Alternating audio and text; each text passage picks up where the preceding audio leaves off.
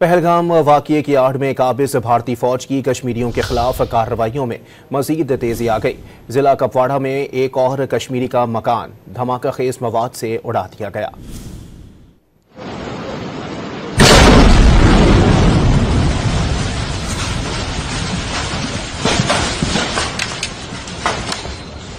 पहलगाम वाक़ये की आड़ में काबिज़ भारती फ़ौज की कश्मीरियों के खिलाफ कार्रवाइयों में मज़ीद तेज़ी आ गई।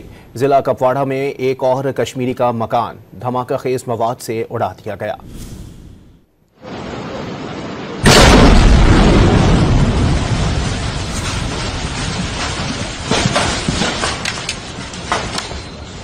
पहलगाम वाक़ये की आड़ में काबिज़ भारती फ़ौज की कश्मीरियों के खिलाफ कार्रवाइयों में मज़ीद तेज़ी आ गई।